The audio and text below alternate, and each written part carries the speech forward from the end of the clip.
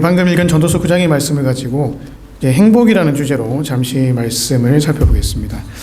여러분, 행복이라고 하면 어떤 이미지가 주로 떠오르십니까? 행복. 평소에 생각해 보시지 않은 분도 한번 생각해 보십시오. 행복하면 떠오르는 이미지가 무엇일까요? 아주 브라이트하고 해피하고 좋은 그런 이미지죠. 일단 여러분 모두 행복해지기를 원하시죠? 싫은가요? 네. 행복해지기를 원하시면 옆에 계신 분들에게 가장 행복한 표정으로 3초간 우리 좀 행복을 좀 전했으면 좋겠습니다. 예, 안녕하세요. 잘 오셨습니다. 우리 행복하십시오 하고 인사하십시다. 행복하십시오. 네. 저는 이제 한국에 있을 때 이제 행복이라고 하는 이미지를 생각하면 한국에 있을 때 어떤 한 이미지가 계속 떠오릅니다. 이제 한국에서 아파트 광고를 보신 분들은 아시겠지만은 그렇게 그 아파트 광고가 행복해 보일 수가 없어요. 그렇죠. 롯데 캐슬 잘 아시네. 자이 또 푸르지오. 저도 한국 떠나온 지가 꽤 돼가지고 잘 모르겠는데 무슨 어떤 아파트 이름은 전혀 발음을 할 수 없는 아주 긴 한 이름이 있는데요. 어쨌든 그 아파트 광고에 보면 저마다 한결같이 분수가 나와요. 쫙. 그리고 그 뒤로 각 방마다 최첨단 시스템의 주변에 울창한 숲이 있고 그 뒤로 햇살이 쫙 비치면서 가족들이 손을 잡고 웃으면서 이렇게 막 나오죠. 그죠? 그리고는 마지막에 한 가정의 엄마격으로 보이는 그 여자에게 카메라 앵글이 쫙 가면서 엄마가 환하게 웃으면서 이렇게 말합니다. 여자라서 행복해요. 이렇게 합니다. 그 여자가 이 아파트에서 최고의 행복을 누릴 수 있도록 하기 위해서 뼈 빠지게 일하는 남편은 온데간데 없고 행복하답니다. 그래서 이 아파트 그 광고업주가 그 실세를 잘 아는 것 같아요, 가정에. 그래서 그렇게 마케팅 공략을 딱 하고 있는데 저는 그것만 보아도 이 기업들이 행복이라는 걸 마케팅으로 담잖아요. 그런 걸 볼 때 사람들의 마음속에 저마다 참 행복했으면 좋겠다 그런 마음이 있는 것을 알 수가 있습니다. 그런데 문제는 정말로 그 아파트에 가면 행복할까라는 것이죠. 집에 롯데캐슬 있으신 분이 계십니까? 네, 행복하신가요? 다른 말로 하면 돈 많고 잘 살면 행복이 올까라는 것입니다. 한 통계조사에 따르면 2024년 기준으로요, 대한민국이 전 세계 GDP 순위가 14위입니다. 엄청나게 올라갔죠. 1인당 국민소득이 굉장히 높아졌고 수출도 세계 7위. 미국은 말할 것도 없죠. 미국은 세계 1위죠. 이렇게 잘 사니까 모두가 행복하신가요? 행복해야 되겠네요. 하지만 국민 행복 지수를 조사했더니 OECD 국가 중에서 대한민국의 행복 지수는 밑에서 첫 번째입니다. 밑에서 한 단계 올라간 거예요. 33위. 미국도 27인가 23등. 반대로 세계에서 가장 행복한 나라는 경제랑 관계없이 방글라데시나 코스타리카 이런 나라들이 상위권에 올라와 있죠. 이런 걸 볼 때 여러분, 돈하고 행복은 곧바로 이꼴 관계가 성립되지 않는다는 것을 우리가 알 수 있습니다. 돈이 많으면 행복해지는 게 자동적으로 오는 게 아니라는 것이죠. 여기 혹시 미혼의 젊은 남녀분들이 계시나요? 내가 이 남자와 결혼만 하면 행복해질 거야. 내가 이 여자와 결혼만 하면 행복해질 거야. 우리 결혼하신 분들에게 물어보겠습니다. 행복하십니까? 말 잘해야 됩니다. 예, 맞아요. 예, 행복하시죠? 예, 결혼하면 행복해요. 제 아내도 지금 영상으로 보고 있기 때문에 이런 말 해야 됩니다. 행복하지만 꼭 그것이 행복을 보장하지는 않을 수도 있다는 것을 우리는 살아보면서 또 경험을 할 수가 있습니다. 좋은 대학, 좋은 직장 가면 행복할 줄 알았는데 몇 년 전에 한국 뉴스에서 보면 서울대 학생들, 카이스트 학생들이 줄줄이 이렇게 자살을 하는 그런 보도를 볼 때 공부를 잘하는 것이 꼭 행복은 아니구나라는 것을 또 알 수가 있습니다. 참 아이러니하죠. 그토록 행복을 원하면서 그토록 돈도 많이 모으고 직장도 좋은 데를 가는데 정작 행복을 느끼지 못하고 사는 것이 많은 삶. 이것이 오늘 이 시대의 한 단면을 보여주는 것이 아닌가라는 생각이 듭니다. 그럼 어디서 우리가 행복을 찾을 수 있는가? 이 물음에 대한 대답을 전도서 9장이 말씀을 해주고 있습니다. 이 전도서 9장은 많은 학자들이 행복 교과서다 이렇게 이야기를 하거든요. 전도서는 기록된 하나님의 말씀인가 동시에 오고 오는 많은 세대의 사람들에게 행복이 무엇인지를 알려주는 그런 책이었기 때문입니다. 그래서 오늘 제목이 이제 행복 나침반이지 않습니까? Compass of Happiness. 전도서를 한마디로 설명해주는 굉장히 좋은 그런 제목인 것 같은데요. 그렇다면 과연 오늘 전도서는 우리에게 어떻게 사는 것이 행복한 삶인가 라고 이야기하는지를 살펴볼 필요가 있습니다. 아이러니하게도요, 이 전도서 9장은 어떻게 살아갈 때 행복할 수 있냐면 죽음을 인식할 때 행복이 찾아온다라고 말합니다. 뭐라고요? 죽음을 인식할 때. 2절과 3절을 한번 보실까요? 여기 아침부터 제가 죽음 이야기를 해서 죄송하지만요, 2절에 보면 모든 사람에게 임하는 그 모든 것이 일반이다. 죽음이라는 것은 누구도 피해갈 수 없는 것이다 라고 이야기를 합니다. 뒤쪽에 계속 보시면 2장 2절 앞부분에 보실래요? 내가 뭐 의롭게 살았든지 의인과 악인, 선한 자와 깨끗한 자, 깨끗하지 아니한 자, 제사를 드리는 자, 제사를 드리지 아니하는 자, 그 모든 사람, 내가 어떻게 살았든지 내 직분이 무엇이었든지 상관없이 살아 생전에 무엇을 이루었든지 상관없이 죽음이 비켜가는 사람은 한 명도 없다라고 이야기를 합니다. 그렇죠? 아담과 하와의 범죄 이후로 이 세상에서 죽음이 비켜가는 사람은 딱 2명밖에 없습니다. 누구예요? 에녹과 엘리야. 예. 여러분도 그럴 거라고, 그렇게 되겠지라는 막연한 기대는 하지 마십시오. 거의 없습니다. 없을 가능성이 더 많아요. 그 2사람 빼놓고는 하나님께서 일정하게 정하신 기간을 살다가 하나님께서 너 이제 그만 와라, 너 이제 분향으로 와라 하면 다 밀어놓고 가야 되는 것이 우리의 인생입니다. 그렇게 생각하면 참 슬픈 것 같아요. 우리가 입고 있던 옷, 내가 지금 살고 있는 집, 내 사랑하는 가족, 내 자식, 내 부인, 그리고 내가 벌었던 돈, 차 다 뒤로 하고, 여러분, 죽음을 맞이한다는 것은 나이가 들어도 슬픈 일인 것 같습니다. 보통 연세 드신 할아버지 할머니들과 이야기해 보면 이런 말씀 하시죠. 아이고, 나이가 들면 죽어야지 하시는 분들 있잖아요. 그거 진심 아닙니다, 여러분. 만약 거기 대놓고요, 아이고 할머니 빨리 죽으십시오 이러면은 엄청 서운해하시고 섭섭해하십니다. 저희 할머니도 이제 병원에서 이제 돌아가시기 얼마 전에 제가 이제 문병을 가고 할머니 아유 빨리 나으세요 이렇게 하니까 아니야 나이가 드니까 빨리 죽어야지 하면서도 뒤로는 간호사를 살짝 불러가지고 병원에서 제일 비싼 알부민 주사 막 따다라고 이렇게 굽고 이렇게 하십니다. 그러니까 그걸 모르고 손자가 가가지고 아이고 할머니 그래 빨리 죽으십시오 이렇게 하면 그건 안 되는 것이죠. 참 죽음이라는 것은 슬프고 안타까운 일이지만 중요한 사실은 우리 모두가 죽는다라는 것입니다. 제가 예언 하나 할까요?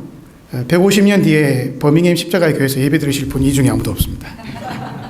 성취가 될 것입니다. 왜요?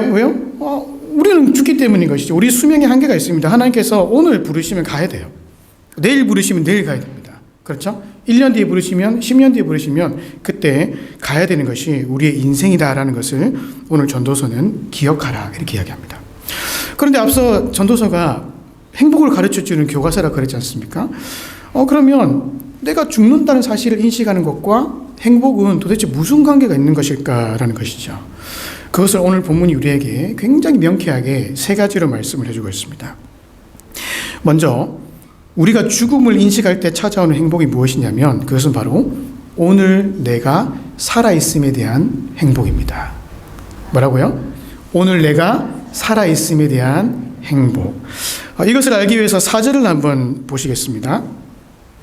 같이 한번 읽어볼까요? 시작. 모든 산자들 중에 들어있는 자에게는 누구나 소망이 있음은 산 개가 죽은 사자보다 낫기 때문이라. 여기 아주 중요한 단어가 하나 나오는데요. 그것은 소망, 누구나 소망이 있다 할 때 이 소망이라는 말인데요. 영어 성경에는 hope, 희망으로 번역을 하고 있습니다. 말하자면 이런 말이죠. 살아있는 사람에게는 누구나 희망이 있다 이런 것이죠.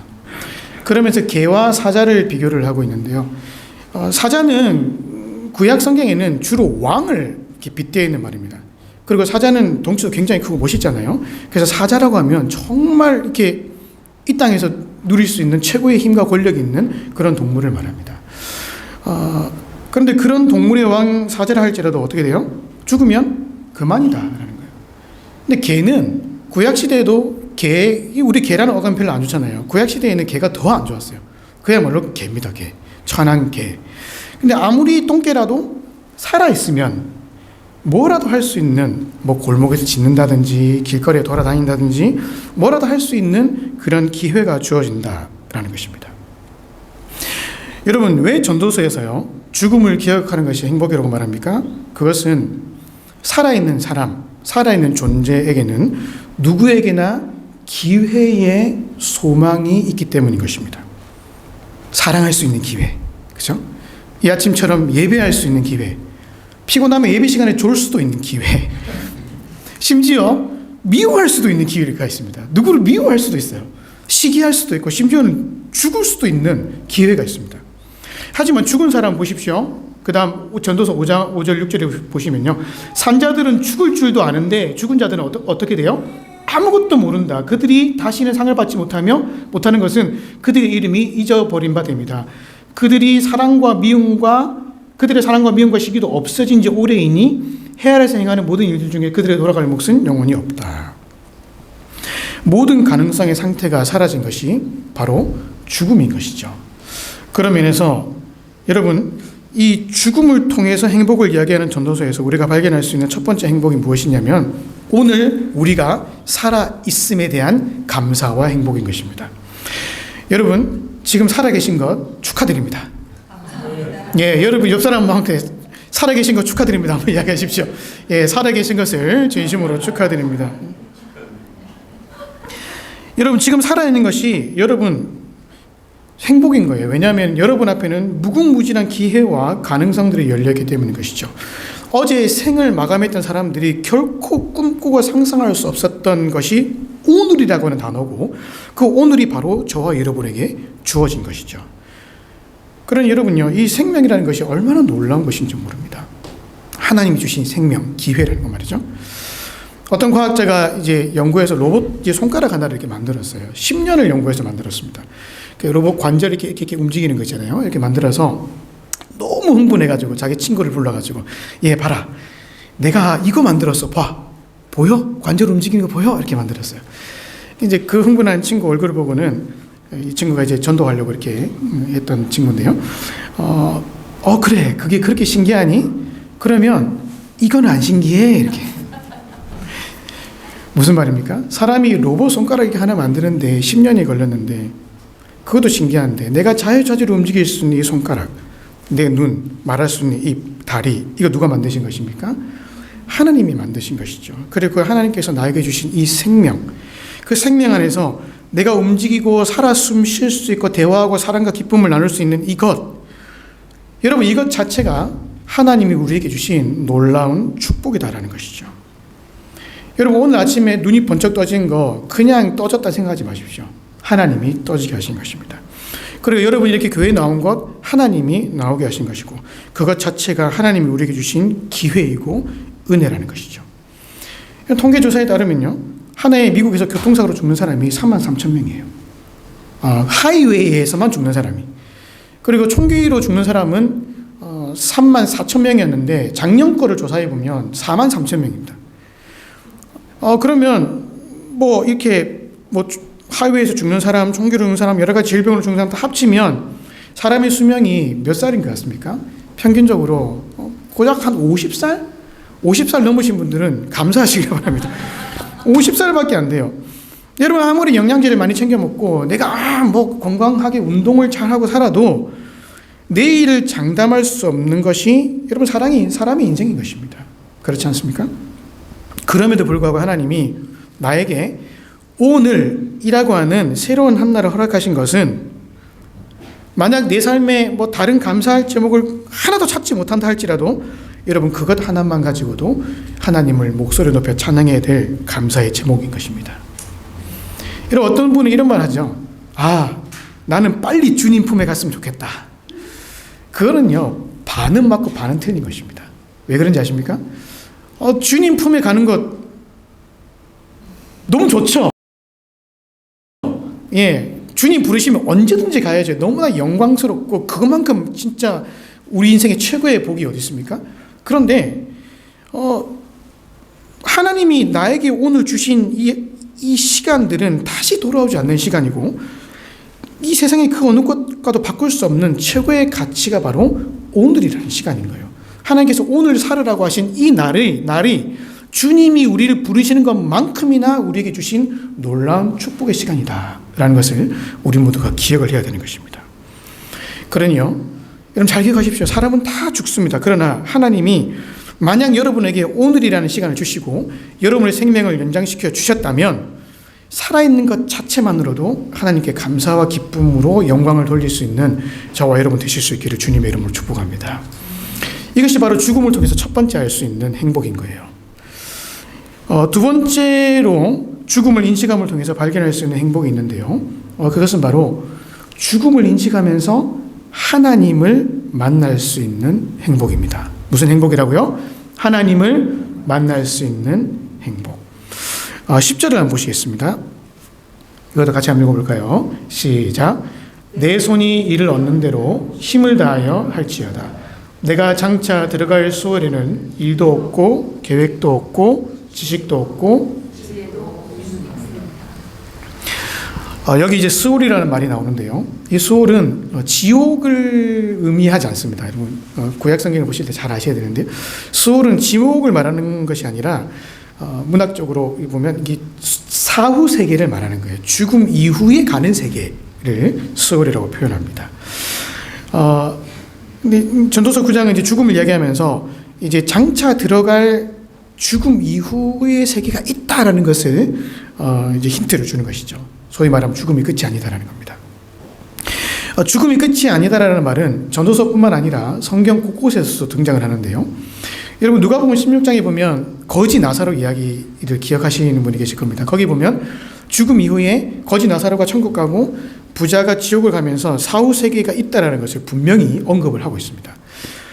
그리고 요한계시록에도 보면 장차 올 새하늘과 새 땅 주의 뜻대로 사는 사람은 들어갈 것이고 그리고 불과 유황못 하나님의 뜻대로 살지 않았던 사람들은 거기에 들어갈 그런 사후 세계가 존재한다라는 것을 분명히 밝히고 있습니다. 여러분 지나가는 사람 100명이면 100명 붙잡고 죽음이 두렵냐라고 물어보면 거의 다 두렵다고 합니다. 왜 그런지 아십니까? 죽음 자체가 두려운 것도 있지만 죽음 이후에 펼쳐질 세상에 대한 두려움이 있기 때문입니다. 그렇잖아요? 우리 죽음 이후에 어떤 세상이 있을지에 대한 두려움이 누구에게나 존재합니다. 그런데 히브리서 2장 15절에 보니까요 이런 말씀이 있는데요. 또 죽기를 무서워함으로 일평생 매어 종노릇 하는 모든 자들, 이거 표현을 잘 보셔야 되는데 죽기를 무서워함으로 매어 종노릇 하는 이 무서움을 주신 분이 하나님이다라고 말합니다. 죽음에 대한 공포는 사실 타락 이후에 인간의 마음에 하나님께서 이미 모든 사람의 마음에 심어놓은 공포라는 것을 히브리서 2장 15절에서 암시적으로 설명을 하고 있죠. 자, 그렇다면 왜 하나님께서 죽음에 대한 공포를 심어주셨습니까? 이게 중요한 거예요. 사도행전 17장 26, 27절을 한번 보시면요. 하나님께서 죽음에 대한 공포를 심어주신 이유가 있는데요. 26절에 인류의 모든 족속을 한 혈통으로 만드사 온 땅에 살게 하시고 그들의 연대를 정하시며 거주의 경계를 한정하셨다. 연대를 정하셨다는 것은 일정한 그 사는 기간을 정하셨다는 것이죠. 그렇게 죽음의 연대를 정하신 이유는 27절 같이 읽어볼까요? 시작. 이는 사람으로 혹 하나님을 더듬어 찾아 발견하게 하려 하심이로다. 여기까지요. 뭐라고 되어 있습니까? 이는 사람으로 혹 하나님을 더듬어 찾아 발견하게 하려 하십니다. 무슨 말입니까? 사람이 언젠가 내가 죽는다라는 것을 진지하게 생각할 때 그때 내가 도대체 어떻게 할 수 없는 절망을 느끼게 되는 것입니다. 그렇죠.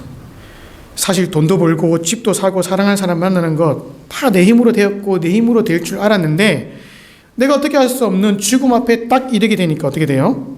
극도의 절망을 느끼게 됩니다. 여러분 안 죽고 싶다가 안 죽을 수 있습니까? 내가 좀 더 살아야지 한다고 살 수 있습니까? 그럴 수 없는 것입니다. 죽음 앞에서는 아무것도 할 수 없는 극도의 절망을 느끼게 되는 것이죠. 그 공포와 절망을 하나님 주신 것입니다. 왜요? 그때 비로소 나의 교만한 마음이 낮아지고 나는 단지 피조물에 불과하다는 사실이 그때 깨닫게 되는 것입니다. 그리고는 자연스럽게 어디로 눈이 향하게 됩니까? 신이시오 창조주의 신 하나님을 더듬어 발견할 수 있게 된다는 말이죠. 이 비슷한 말이 창세기 4장 26절에 또 나타나 있는데요. 창세기 4장 26절에 셋도 아들을 낳고 그의 이름을 에노스라 하였으며 그때 사람들이 비로소 여호와의 이름을 불렀더라. 사람들이 비로소 여호와의 이름을 불렀던 때가 언제냐면 셋이 아들을 낳고 그 이름을 에노스라고 지을 때 여호와의 이름을 불렀습니다. 에노스 이름의 뜻이 무엇이냐면 죽을 수밖에 없는 존재다. 셋이 왜 에노스를 죽을 수밖에 없는 존재라고 이름을 지었을까요? 그 이유는 이때만 해도 사실은 죽음이라는 존재 거를 잘 몰랐던 때예요. 아담도 930살까지 살고 셋은 920살까지 살았죠. 근데 가만히 보니까 사람이 죽는 거예요. 아담도 주름살에 들면서 죽기 시작하고 셋도 죽기 시작하고 또 형이었던 아벨의 형이었던 아벨도 죽은 것을 보면서 죽음에 대한 인식이 들어오기 시작하는 것입니다. 그러니 덜컥 겁이 나는 거예요. 내가 어떻게 해볼 수 없는 이 죽음에 대한 인식이 시작되기 시작할 때 그때 비로소 하나님이 필요하다는 것이 느껴졌다라는 것이죠. 여러분 이렇게 볼 때 죽음이 꼭 우리에게 나쁜 것만은 아닙니다. 내가 죽을 수밖에 없는 존재라는 한계와 연약을 가진 사람이라는 것이 인식이 될 때 그때 비로소 생명의 주인이신 하나님을 발견할 수 있게 되는 것입니다. 여러분 그래서 죽음을 묵상하셔야 되는 것입니다.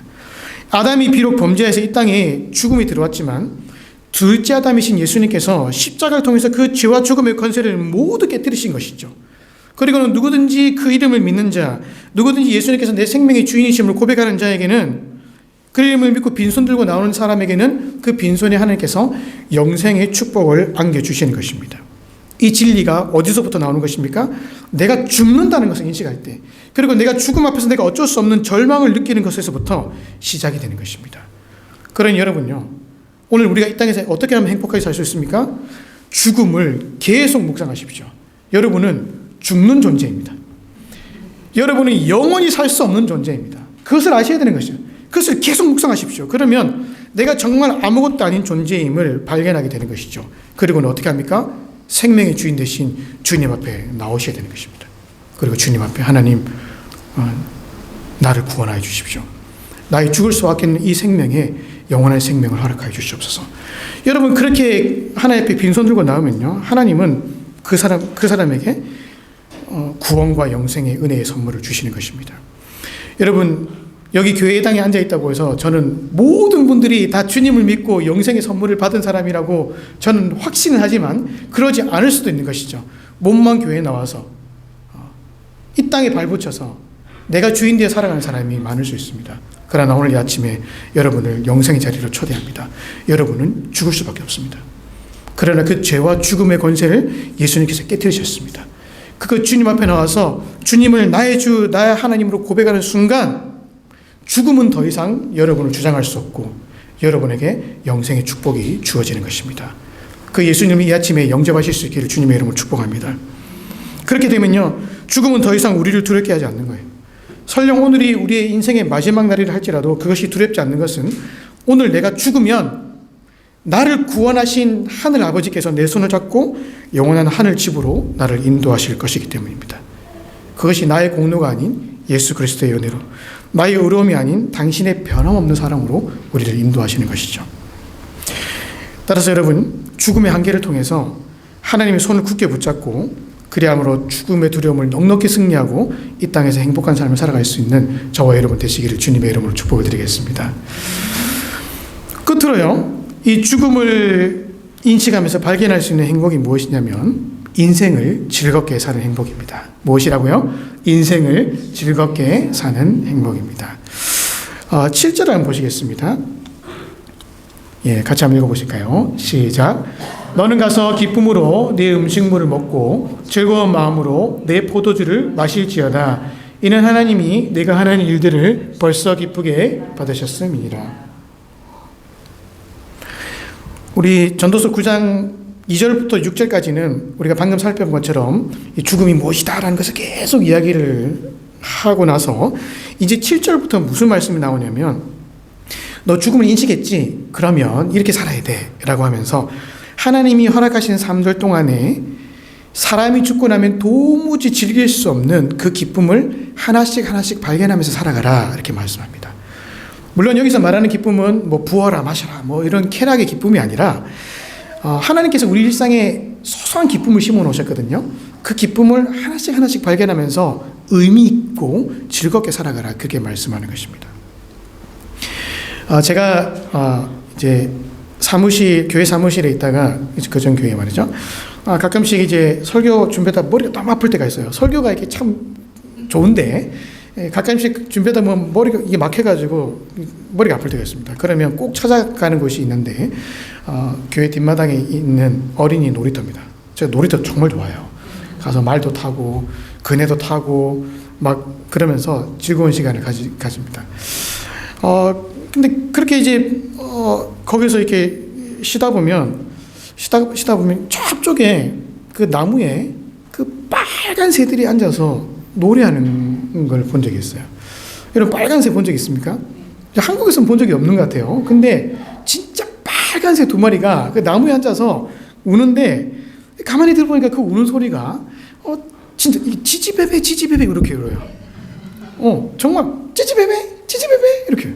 그 새가 아마 지지배가 아닌가 싶은데 그 합창이 얼마나 아름다운지 그 새의 그 모양과 색깔 속에서 그런 노래가 나오는 것이 너무 신기하게 제가 지켜본 적이 있습니다. 그래서 이제 그 새를 중심으로 해서 이제 그 주변에 이제 나무와 하늘들을 이렇게 보았죠. 근데 나무와 하늘이 너무 예쁜 거예요. 그 나무가 초록색인데 여러분 초록색도 같은 초록색이 아닙니다. 보시면 초록이 있고 초록이 있고 철학이 있고 초록이 있습니다.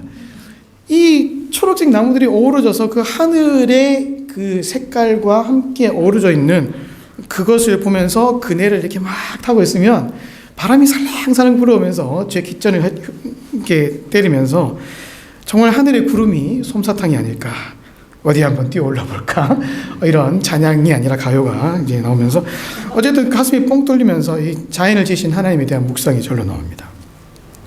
그런데 사실 그 나무와 새들, 그리고 제가 봤던 하늘들이 그때만 제 곁에 있었던 것이 아니죠. 언제 있었습니까? 뭐 항상 있었습니다. 항상 제 주변에 있었는데 그게 제가 늘 바쁘게 살면서 땅만 쳐다보고 살다 보니까 그게 하나도 눈에 들어오지 않더라는 것이죠. 그런데 조금 이제 여유를 가지고 놀이터에서 이렇게 조금만 쉼을 가지니까 그제서야 그것들이 있었구나라는 것이 내 눈에 들어오는 것입니다. 본문이 바로 그것을 이야기하는 것입니다. 언젠가 우리에게 죽음이 다가올 것인데 너무 바쁘게 일상에만 파묻혀 살다 보면 하나님이 누리라고 하신 삶을 제대로 누려보지도 못한 채 죽음을 맞이할 수도 있다라는 것을 이야기하는 것이죠. 얼마나 안타깝습니까? 하나님이 우리 곳곳에 너무나 아름다운 기쁨들과 즐길 수 있는 것들을 심겨 놓으셨는데 그것을 발견하지 못하고 살아가면 그것만큼 안타까운 삶이 없는 것입니다. 따라서 여러분 너무 앞만 향해서 바쁘게 달려가지 마시고요. 하나님이 주신 일상의 기쁨을 발견하며 살아갈 수 있는 저와 여러분 되시길 바라겠습니다. 여러분 어떤 기쁨들이 있습니까? 먹는 기쁨 아십니까? 7절 보십시오. 너는 가서 기쁨으로 네 음식물을 먹어라. 이건 하나님의 명령입니다. 이 땅에 살면서 너무 그냥 바쁘게 살지 말고 음식을 제대로 음미하며 살지도 못할 만큼 그렇게 바쁘게 살지 말고 즐겨라는 것이죠. 우리 보통 바쁘면 밥을 먹을 때 밥을 먹는다 안 하고 어때요? 밥을 먹고 쑤셔놓고 그냥 간다 이렇게 하잖아요. 근데 그러면서 한 주에 한 번도 가족들과 식탁에 앉아서 여유를 즐길 시간도 없이 살아가는 거, 그것은 잘못된 것입니다. 밥을 먹을 때 이 밥이 어떤 맛인지를 천천히 한번, 오늘 식사하실 때 천천히 한번 씹으시면서 한번 음미해 보십시오. 음미하시면 밥이 정말 맛있습니다. 그리고 가족들과 최소한 한 주에 한 번은 식탁에 대해서 밥을 먹으십시오. 이 땅에 우리가 살아있는 동안에. 그리고 우리 자식들 대학 보내고 나면 또 그럴 기회가 많이 없는 것이죠. 그 정도의 여유는 가지고 살아가라. 그렇게 말씀하고 있습니다. 8절을 보십시오. 또 어떻게 사는 것이 이 땅의 기쁨이라고 말씀하냐면 내 의복을 항상 희귀하며 내 머리에 향기름을 그치지 아니하도록 하라. 내 의복을 항상 희귀하라 이 말은요. 옷을 좀 빨아입고 살아가라 그런 말입니다. 이것이 뭐 옷을 빨아입지 않은 더러움을 말하는 것이 아니라 하루를 살아도 품위 있게 살아가라는 거예요. 하나님 주신 이 하루를 거지같이 살지 말고 품위 있게 살아가라 그렇게 말하는 것입니다. 그리고 향기름을 바른다는 것은 화장을 의미하는 것인데요. 여러분 여기서 화장을 꼭 하라 그런 말이 아니에요. 화장을 안 하셔도 되는데 하나님이 살아라고 주신 날 동안에 자신을 최대한 아끼고 존중하며 가꾸고 살아가라. 그것이 바로 일상에서 누리는 행복이다 이렇게 말합니다. 9절도 한번 보겠습니다. 내 헛된 평생의 모든 날 곧 하나님이 해 아래에서 내게 주신 모든 헛된 날에 내가 사랑하는 아내와 함께 즐겁게 살아가라 이렇게 말합니다. 여러분 우리 인생이 길어봐야 100년이지 않습니까? 옆에 있는 남편, 아내 그 인간하고 살아봐야 얼마 안 되는 짧은 순간입니다. 언젠가 두 분 중에 한 분은 하나님께서 부르시겠죠. 언젠가 두 분 중에 한 분은 하나님 나라에 가실 때가 있을 텐데 혹시 아직 옆에 계신다면 사랑해 주시고요. 좋은 추억을 많이 만들어 주십시오. 그게 바로 하나님께서 우리에게 원하시는 것입니다. 제발 좀 그렇게 해주십시오. 어떤 글에 보니까 여자한테 매 맞는 남자라는 글이 있는데요. 50대 남자가 와서 여보 밥 줘 해서 매를 맞고 60대에서는 여보 돈 줘 한다고 매를 맞고 70대에는 현관에 나가는 부인에게 여보 어디가 한다고 매를 맞고 80대는 아침에 눈을 떴다고 매를 맞는 이것은 굉장히 비성경적인 말입니다. 함께 있는 시간은 소중히 보내셔야 되는 것이죠. 그런 불신자들이 말하는 그런 이상한 헛된 그런 것이 아니라 정말 소중하게 살아가야 되는 것이죠. 10절을 보십시오. 10절은 봉헌전의 10절을 보십시오. 내 손이 이를 얻는 대로 힘을 다해 할지어다 라고 말합니다. 내가 일할 수 있는 힘이 있을 때 그 일을 열심히 해라는 것이죠. 왜냐하면 내가 장차 들어갈 서울에는 일도 없고 계획도 없고 지식도 없고 지혜도 없다. 죽고 나면 하고 싶어도 할 수 없는 것이 일입니다. 그리고 실직자가 되어보면 내가 일이 얼마나 소중한 것이었는지를 깨닫게 되는 것이죠. 그러니 여러분 하나님께서 오늘 여러분에게 주신 직장 있잖아요. 하나님께서 여러분에게 오늘 일하라고 주신 그 삶의 현장이 하나님이 여러분에게 맡겨주신 일상의 행복을 느낄 수 있는 그런 곳입니다. 내가 언제 이 직장 나가지? 내가 진짜 언제 그만두지? 이렇게 하루하루 살아가는 것 하나님이 원하시는 것이 아니라는 것이죠. 오늘 하나님이 여러분에게 일하라고 주신 현장이 있으면 거기서 최선을 다해서 하나님이 주신 삶의 기쁨을 발견해 나가셔야 됩니다.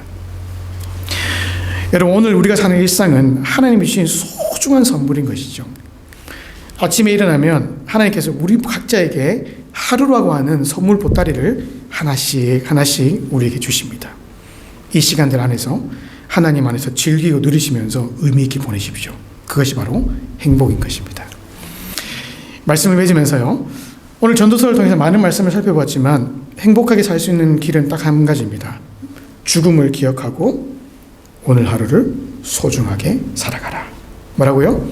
죽음을 기억하고 오늘 하루를 소중하게 살아가라. 결국 누구나 죽습니다. 하지만 하나님이 오늘 생명을 연장시켜 주신 이유는 이 행복의 소망을 주시기 위함이죠. 그러니 오늘 하루 동안에 첫째, 내가 살아있음에 감사하시고요.